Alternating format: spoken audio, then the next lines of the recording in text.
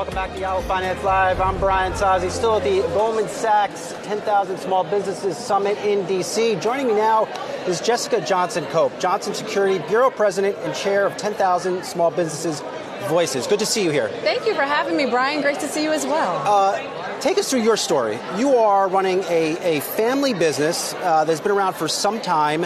Amidst all these concerns about recession, inflation, what made you get into the family business? So I took over my family's business. I represent the third generation of Johnsons keeping New York City safe. And my father was diagnosed with terminal cancer a few years ago. And shortly before he passed away, I joined him to help run the business. And I was expecting to have him for 2 years. That 2 years ended up only being 3 months. And so my brother and I had the dubious decision of whether or not we would cash in our chips and sell the business, or whether we would make a return on the investment for the 16 people who worked for us. And we realized that those 16 people were not just people by themselves, but they represented families.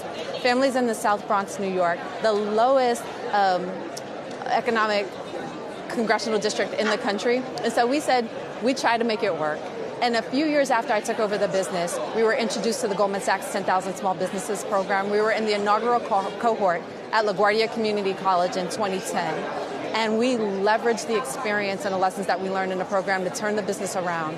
And this year we celebrate our 60th anniversary, providing security guard services across the New York metropolitan area. Lots of focus and concern, like I just mentioned, on recession. Do you see those concerns playing out in your business? Oh, definitely. I mean, as a small business owner, recession is real. Inflation is real. The supply chain challenges are real. And it's no different than what a large corporation would face. It's just that we may not always have the same resources.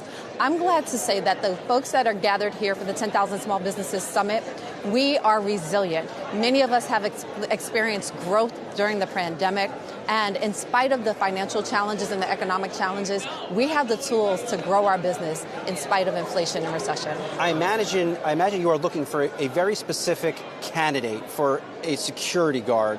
Are you having trouble finding that candidate? I will say that in the past month or so, we've seen an increase of people coming to apply for jobs. So I think that there's a tremendous opportunity to bring people into the fold for not just my business, but other small businesses, especially when we look at what some of the larger corporations are doing. They're slowing down their velocity of hiring, or in some cases on the tech front, we see that there are many layoffs. So there are people that are available and eager to work. And I think people just need to understand that small businesses, you have great opportunities to not just grow, but to make an impact with whatever skill set you find. So yes, we are looking for people that have great character, that understand customer service, and that can deliver what our clients need. And many of our people stand in the stead and are representatives of who our clients are. So when you go into a bank or you go into a healthcare facility and you see a Johnson security guard, you don't see my brand, you see whatever brand you're going to patronize.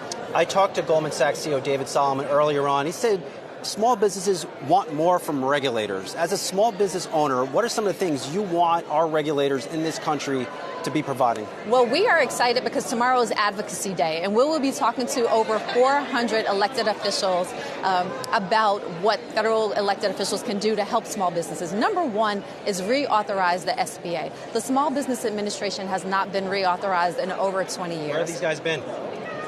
They've been focused on other priorities. Fair enough. But we'll use our opportunity tomorrow to talk about our legislative priorities. So reauthorizing the SBA, making resources available for workforce development, providing access to capital to smaller businesses like ours. And those are some of the key things that we're looking at. Healthcare assistance as well as childcare assistance. I know that I've seen that many of the people that we've lost over the past 2 years have been women because they have to stay at home and care for their children, especially during the lockdown. So if we can get some childcare assistance, that would really help small businesses like mine.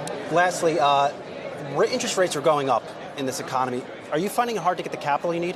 So capital is always a challenge. I think we need to be creative. But as I mentioned, we are resilient. So as entrepreneurs, we figure it out. So if it's not getting access to capital from a traditional bank, it's going to a CDFI or trying to find some way to negotiate lower rates, lower financing terms, faster payment terms from our clients, especially the large corporations. So we'll figure it out even if we can't get the traditional capital that we need to grow.